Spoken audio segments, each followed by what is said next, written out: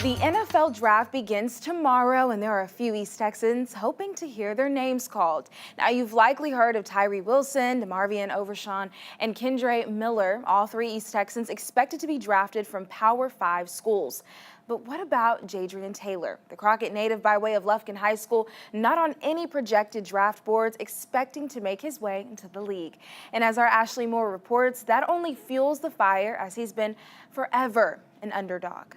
Anytime I can see a thick six, I'm all about it. And that's exactly what we saw from UTEP defensive end Jadrian Taylor.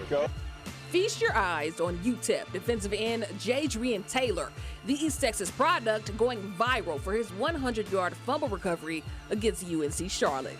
You know, I'm standing up in the living room, jumping up and down. The old lady comes in, she wants to know what's going on. I said, there he goes.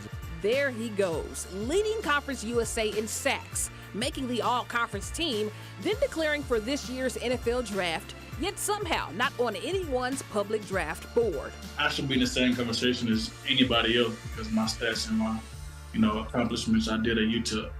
Let's see. In his senior season, Taylor tallied 42 total tackles, 11.5 tackles for loss, 9.5 sacks, 2 forced fumbles, and hey, you just saw that fumble recovery. But coming from a non-Power 5 school, he's an underdog, which is the story of his life, playing only one full varsity season at Lufkin High School. You know, that's funny because that's what he's done his whole entire life.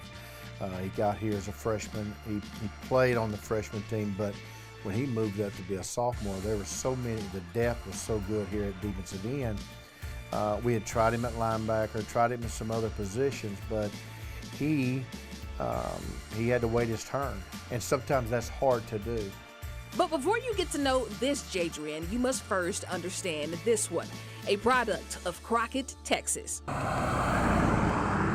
where Jadrian grew up, out here every day with his pawpaw and his granny. When I was growing up, it was the poorest town in Texas, so it was definitely like everybody was struggling, so it was normal, Like I didn't feel like out of place because everybody was literally struggling. Everybody was literally, coming from the bottom. Whenever somebody tell somebody where I'm from, I always tell them with my chest high, my head high, like I'm proud of where I'm from. This underdog mentality started early, counted out on literally every team he's ever been a part of.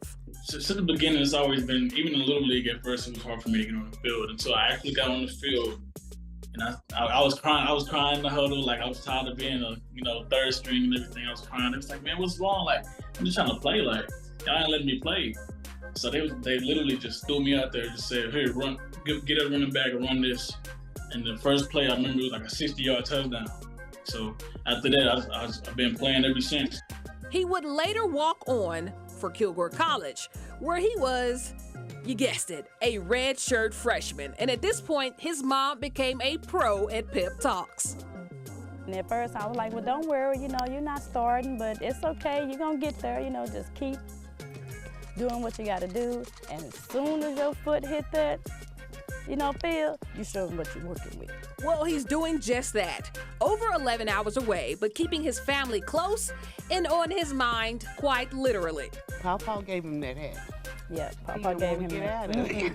Imagine nope, sleep in. He gonna be like Pawpaw. He gonna have that cowboy hat on. When he sent it to him, he was so excited for him. He was like, Pawpaw sent me a hat.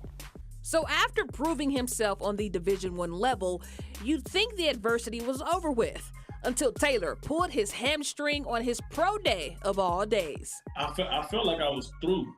I felt like they wasn't gonna, recruit me no more. They wasn't gonna mess with me no more. Everything was going well, and then he started to running and hollered out, and I said, oh God. And just knew that it was over, but after talking to him and my son, I found out that wasn't it. That wasn't the end of it. No, it's not the end, and while he recovers, still has his tape to fall back on, like this 40-yard dash, clocked at 4.38 seconds, and his mom couldn't be more proud. I can't express how proud, I am.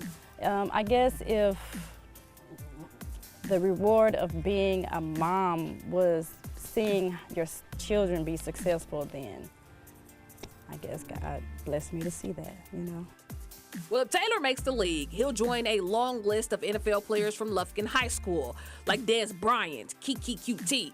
Muehlbach was 18 years in the league, you know, and you had Dez. There's just a lot of people that have come out of here and East Texas. Looking to become another East Texan on the grandest stage. Just them doing that from this small town and that small town, this, you know, what made him think, okay, you know, I can do that. I can shine too, you know. Reporting from Crockett, I'm Ashley Moore, CBS 19.